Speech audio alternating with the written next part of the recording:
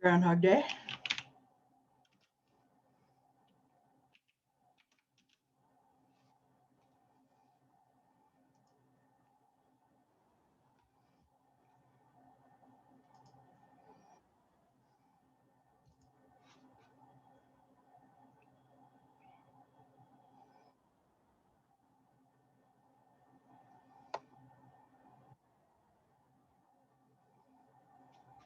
Morning, everyone.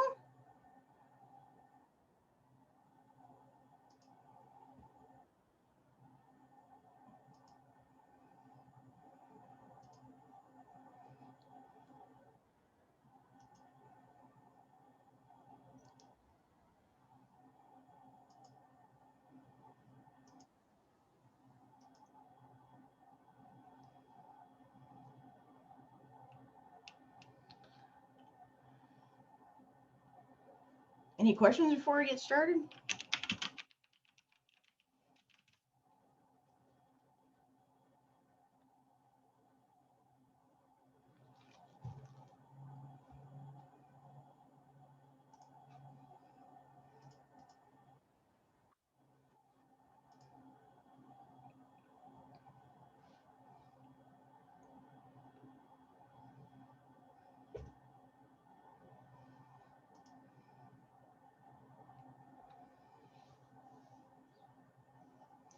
All right, I'm going to pick up where I left off yesterday. Sorry, I got lost track of time.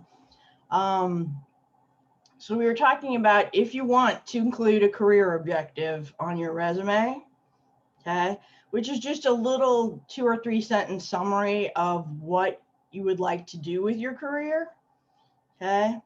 So as a senior accountant with experience in public and private sector, I successfully delivered growth to diverse markets across the Asia Pacific region. Okay, you basically drop a few highlights about you and the career that you'd like to seek in there. It's not mandatory, but we can look at some examples on Canva. So yesterday we searched up here in the search bar, but you can get a different result if you come down here and search.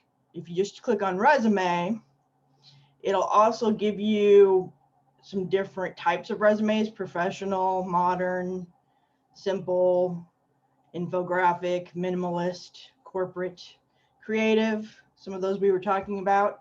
Like you want to reflect your profession. If you're in a more creative profession, you probably want to go for one of these. Okay.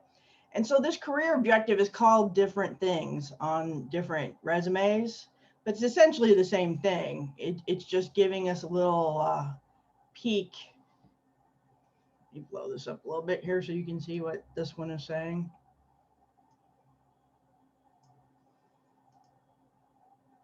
So, seeking the position of interior designer in a challenging environment where my uncommon creativity, skills, knowledge, beauty, and passion, and unmatched attention to detail will be employed in giving clients an awesome look that suits the occasion. So, it can be called a profile, a career objective, a career summary, but it's just sort of the old-fashioned one is like looking for a full-time position, teaching at a 4-year college, 2 or 4-year college, you know, sort of just giving us an idea of what, and sometimes you change these depending on what job you're applying for, because you don't want to have seeking a job at a 2-year or 4-year college if the job you're applying for is an editor of a literary magazine, right? So you might be adjusting these according, and then you include maybe if you don't, he or she doesn't have any, you know, standout qualification to include. So she's just mentioning some of the adjectives that describe her. And like I said, these are set up in different ways. It depends on which one appeals to you. This is all her contact information, education, skills, okay, expertise, and then the experience that she's had for each of these. All right. Some colorful resumes if you like those. Acting, academic, graphic design, college. Okay, so these will have more examples that may suit you guys who are going to be new college graduates. Again, you've got different designs. So this one has a little bit more on work experience and educational, but don't forget things that like certificates and things that you've done like that you can include. Okay. But you see how it runs to more like bullet points. You don't want to write paragraphs for this, right? You just have, in this one, he doesn't even calling it a career objective or a summary. He's just saying, here's my story. I'm a visual media student with a focus on film production. So you could say, I am an early childhood education student, focused on providing quality education for kids from 3 to 5 years old. Any questions about this so far?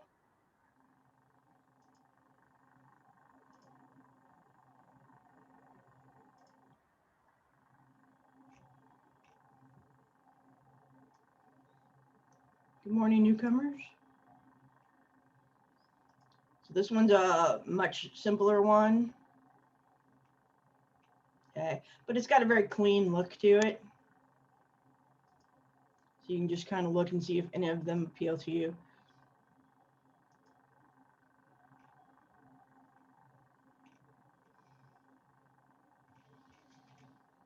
All right.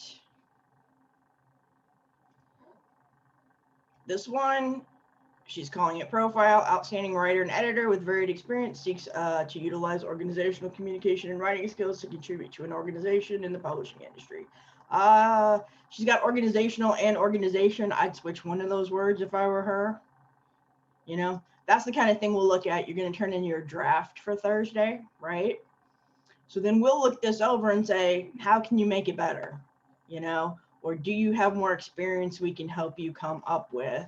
Like everybody should have Zoom experience after this class, right? Everybody should have experience interacting with an online educational software in terms of Brightspace, uploading documents, right?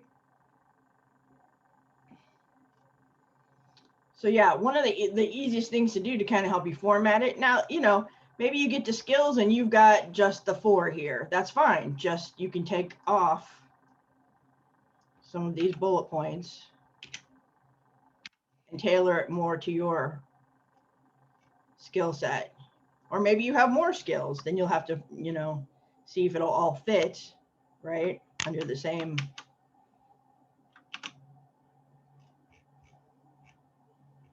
All right. Now, so in this case, I'm going to allow you to download a PDF. I know I have under the writing assignments that we do, you're going to turn it in under a Word document. But in this case, I'm going to say the resume itself can be a PDF, and you're going to submit both the cover letter and the resume draft.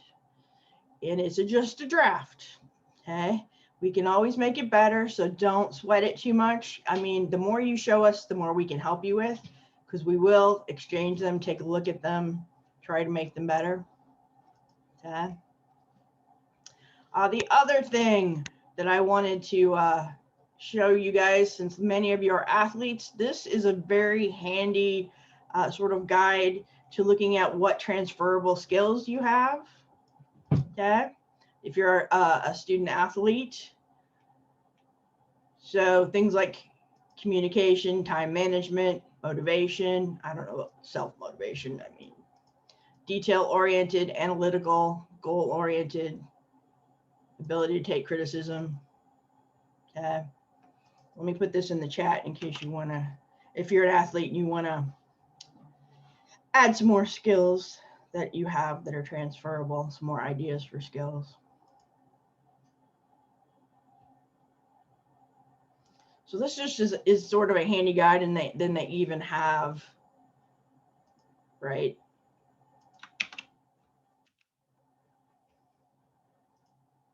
They even have an example resume on here. So this is how you would format it if your experience on the soccer team or baseball team, football team.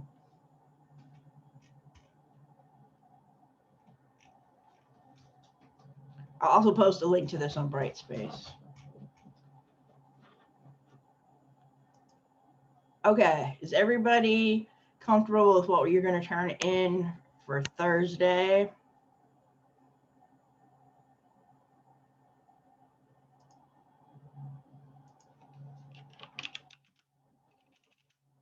Excellent, yeah.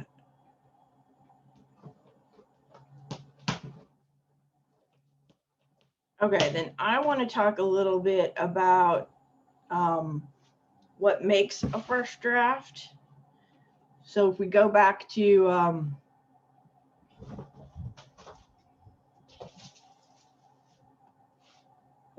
Brightspace.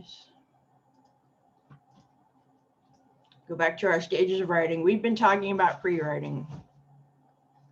So now we're going to talk about the next stage, which is drafting. So hopefully you guys read Shitty First Drafts. You're going to turn in the questions for tomorrow.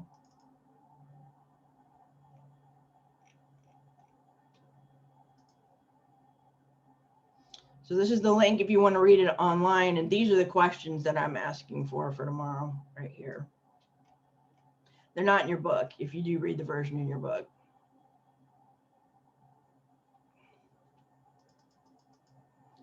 So Anne Lamott is a very funny writer. So let's apply some of those reading techniques that we talked about in the first few days of class, right? So pre-reading would be to take a look at who she is and what kinds of experience she has, right? What do you guys think of the title?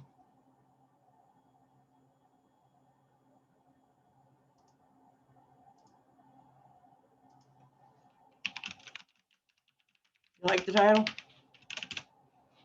I love the title.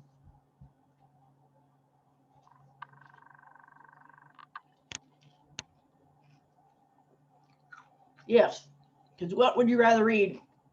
An essay that says how to write a first draft? Boring, right? Or would you rather read Shitty First Drafts? I know my choice.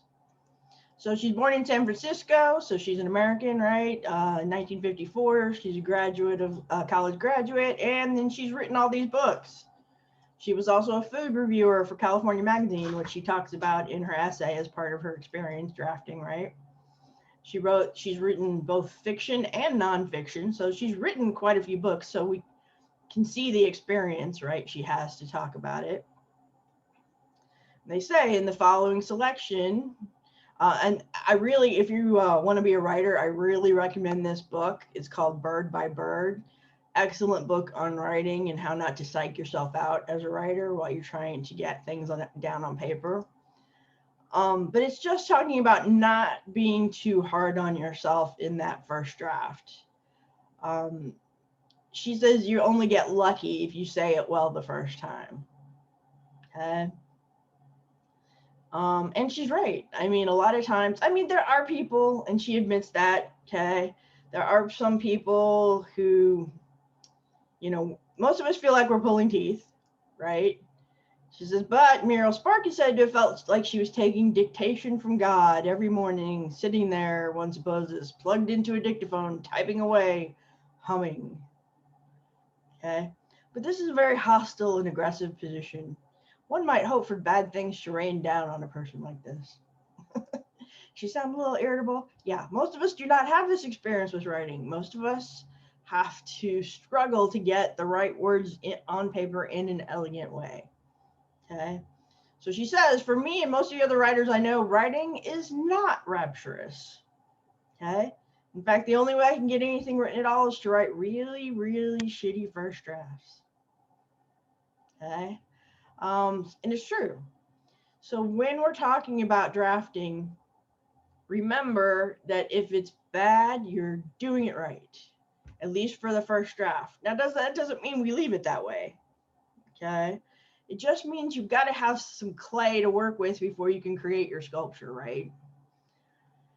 So the whole thing would be long and incoherent and hideous. And the rest of the day, I'd obsess about getting creamed by a car before I could write a decent second draft. You know, I'd worry that people would read what I'd written and believe the accident had really been a suicide. I'd panic because my talent was waning and my mind was shot. She's pretty funny. I love her. So almost all good writing, she says, begins with terrible first efforts. Most people don't get anything written because they're so mean to themselves in that first draft. So always think about it as a shitty first draft. If we go to our handout,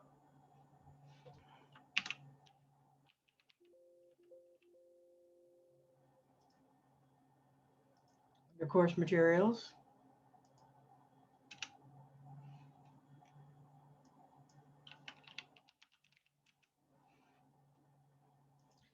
under the stages of writing, now we're talking about drafting. But hopefully, if you've done your pre-writing right, you've done your zero draft, or you've done a clustering exercise or a listing, okay, then you can take some of the material you have from here and write your shitty first draft, okay? You don't worry about grammar, spelling, and punctuation yet. Doesn't mean you never worry about it. It just means when you're trying to get your thoughts down on paper, sometimes a sentence that you write doesn't make it into the final version, so why punctuate it now? Okay? Wait for punctuating and grammar until you get everything the way that you want to say it. So just write that shitty first draft, I steal her term, that gives you material to work with. As much as possible, write without stopping. I find a lot of people, and I am also one of them, you know, they want to pick at their writing before they get any significant amount done. So let's say you sit there for an hour and work on your writing and you have a paragraph and you're polishing it and making it better and it sounds great. And then at the end of an hour, you have a really good paragraph done. And then how do you feel about trying to write 3 more pages? Right? It's like, ugh. So the best thing to do is try not to procrastinate by fixing things. I mean, I know sometimes I can only get through a page before I have to go back and start tweaking things, but get as far as you can, because at the end of that hour, if you have 2 crappy pages, it just feels better than having 1 perfect paragraph. Does that make sense? At least for most of us. Maybe it doesn't for you. But for me, I feel better if I have more stuff to work with as opposed to something that's already done that's much, much shorter. Okay. It's also a good idea to give yourself breaks if at all possible. Some people, like, I know I'm a procrastinator too. Like, I have to have this done by tomorrow. I will sit here and chain myself to my desk and get it all done. And well, no wonder you don't like writing if you do it that way, right? So if you can, you know, write that shitty first draft and then walk away for a while. Overnight is better. Yeah, you know, your brain, your subconscious works on things for you while you're asleep. Yeah. So if you can, when you get to that drafting stage, having that time in between to sort of let it settle and then go back and look at it again.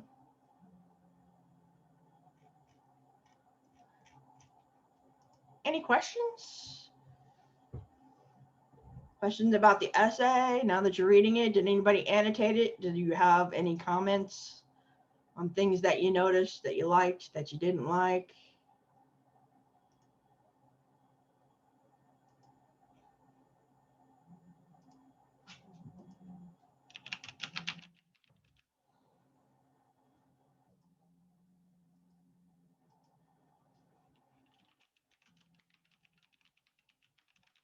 Did anything surprise you? Does anybody write this way? How do you write? How do you write your first drafts?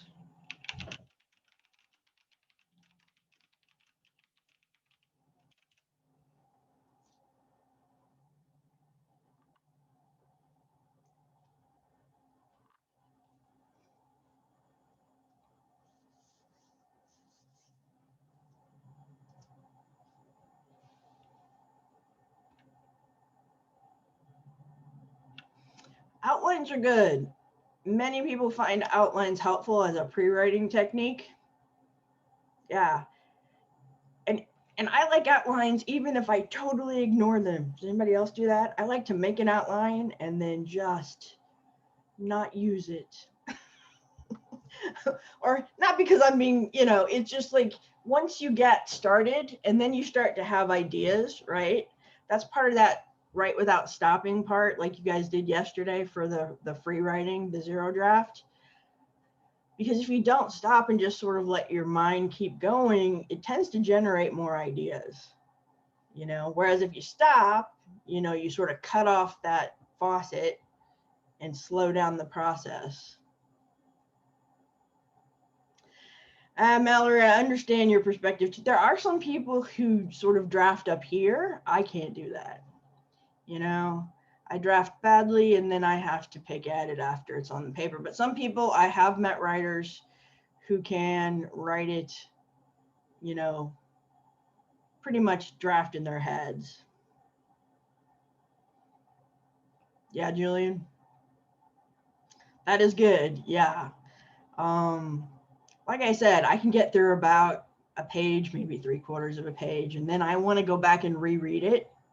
You guys ever do that? You go back to your draft, and immediately when I start rereading it, I want to change things. You know?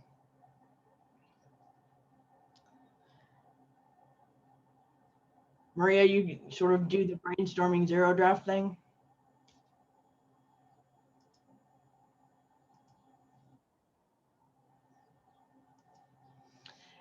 If you are one of those writers who can write in their head and it comes out fairly clear on paper, you know, more power to you.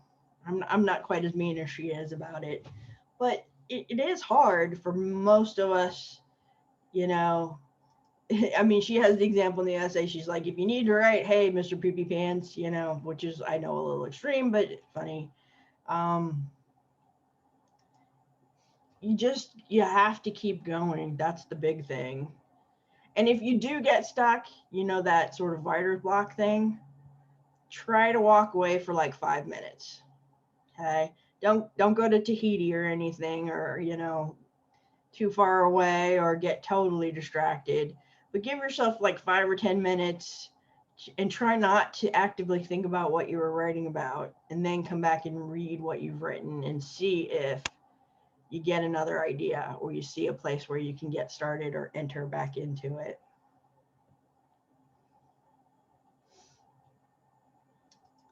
So if you're one of those people like me who's like tempted to pick at it, you know, try it a different way. You know, I don't want to mess with your writing method if it works for you. But think about trying to generate as much content as possible with like the timed writing style. And you might find it's a little bit, you know, less intimidating to write a whole paper. Because most of the time what you guys complaining about is how am I going to come up with enough content for the page lengths. I'm going to talk about how to do that when we revise, okay? And not in a way that's just going to add extra fluff, but in a way that adds things that we need to develop the ideas. Anybody generate content longhand, like writing with pencil and paper or pen and paper?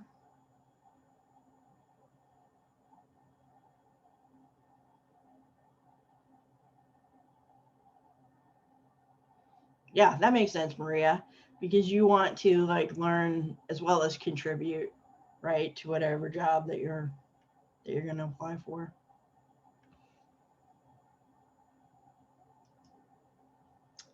So my recommendation for the draft is try that shitty first draft.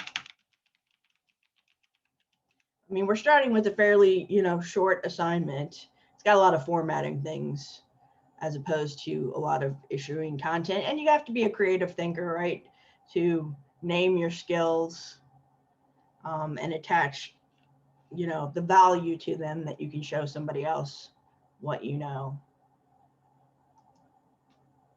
All right.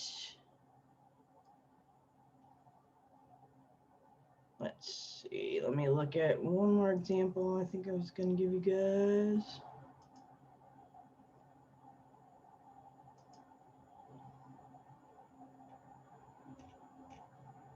Let me give you guys another link to an example resume for if you want to include sports.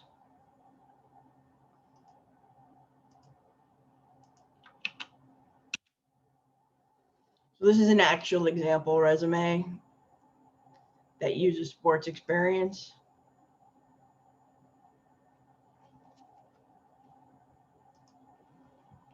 What do you not like about drafting?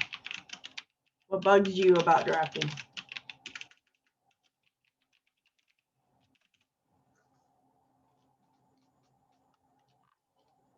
Some of you are like everything. Some of you are like nothing. I don't know. I much prefer having written to writing. Does that make sense? I like it when I'm all done and it's pretty.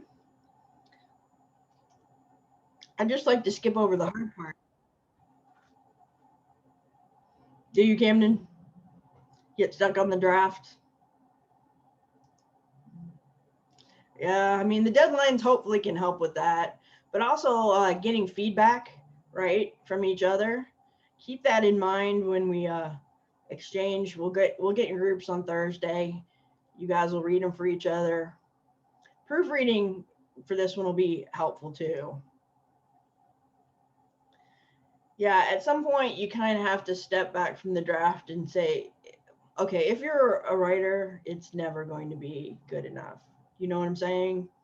Like there, I could always go back and change things I've written, even things, you know, that were finished, you know, that I consider finished.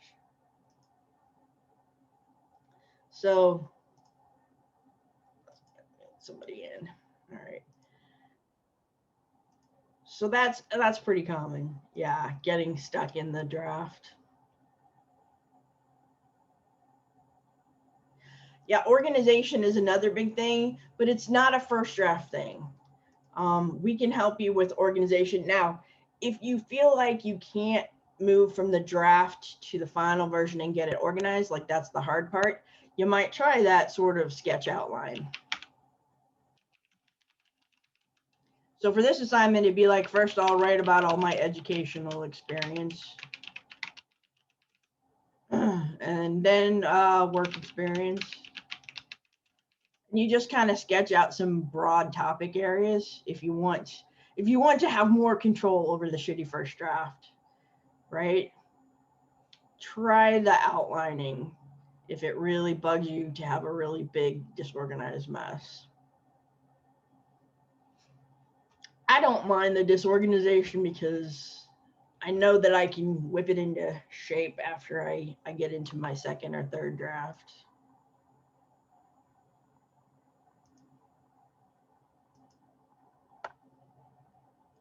Sketch means like a lot of times people are intimidated by outlines because they think they have to have Roman numeral 1, Roman numeral 2.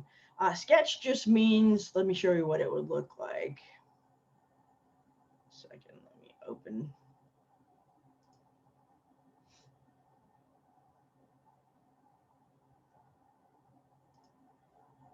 Let me open up a Word document and give you an idea.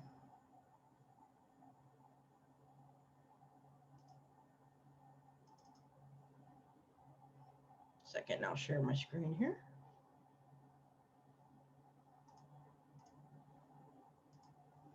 Okay, so you've got that Word document and you want to create a sketch outline. So again, you put sort of the title of the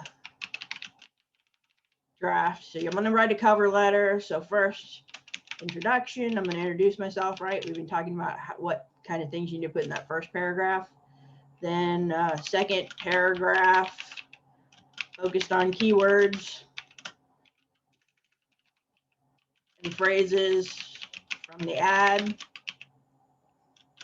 and my qualifications.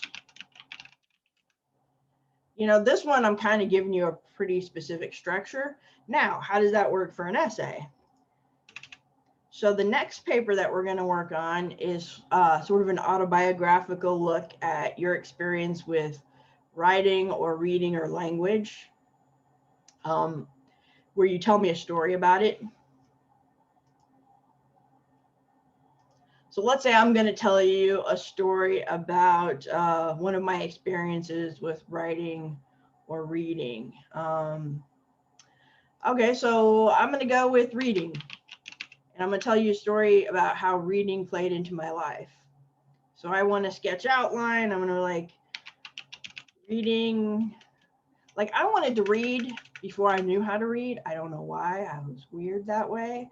Like, I wanted my mom to teach me to read before I was in school. I remember that. Not sure why. Um, so, like, first memory of reading, um, learning to read. Did anybody have to do those phonics notebooks that had the sounds in them? You had to fill in, you know, PH makes that F sound. And then reading was an escape for me. You know, I could get away from things that bugged me. Um, you know, if I wasn't having a great time at school, I could get into my books. Now, on the bad side of that, reading could be a problem. My friends used to take my books away from me.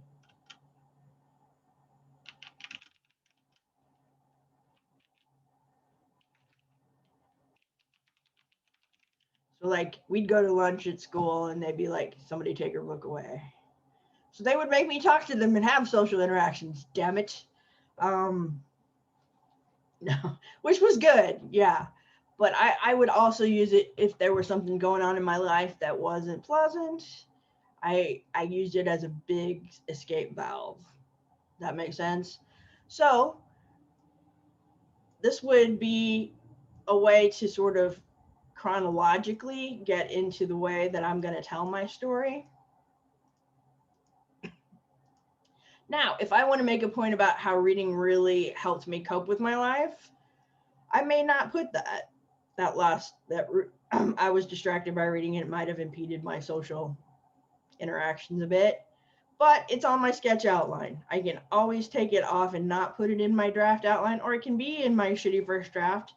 And if it feels like it's off the focus of what I want to say, if the main thing I want to say is reading was an escape for me as a kid, then that may not be, I mean, I might acknowledge it in passing, but it wouldn't be something I play up because that would take away from the point I want to make. Does that make sense? So that's what I mean by a sketch outline. If I told you to do like an informative paper telling you how to do something, like explaining paper, then again, you might start chronologically with the things that you know that you want to talk about. You can always change the order. You can always change what you're going to talk about after you get into the paper. Like I said, I like to make a plan and then, you know, what is that they say in war? A plan very rarely survives contact with the enemy. I kind of feel like writing is like that a lot. So I'm going to explain to you. Let's see. Explain. Oh, okay. Like my daughter fosters cats, so I can explain to you how to give a bath to a kitten with fleas because I've done that or helped her do that. You know.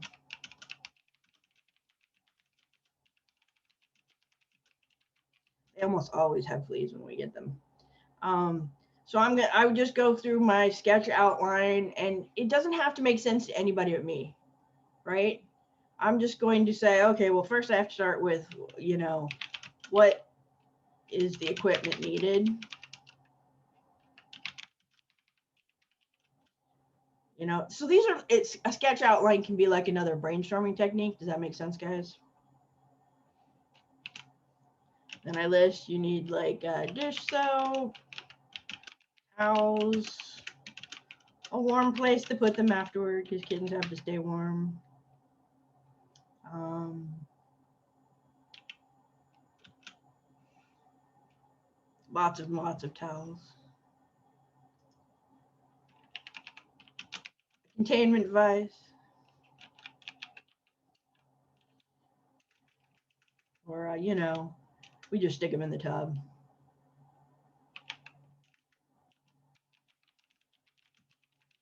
So it's just about sort of sketching out an order for it. If you don't like that sort of unorganized feeling, and some people don't, that would be another brainstorming technique.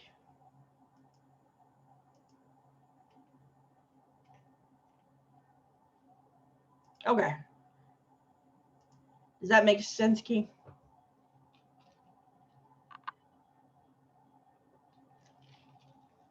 Okay. Sorry.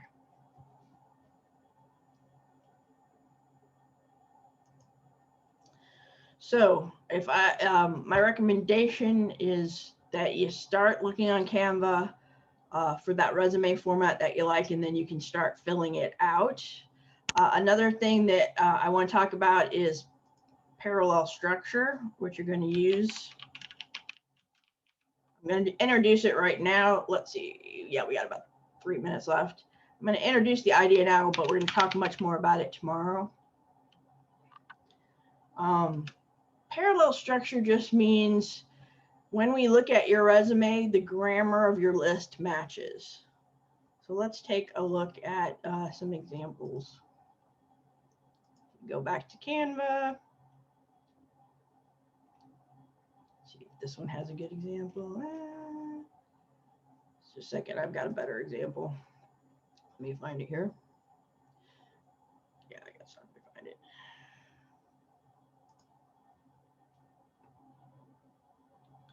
You want to keep your grammar parallel and using, if you start using ED words, keep using them.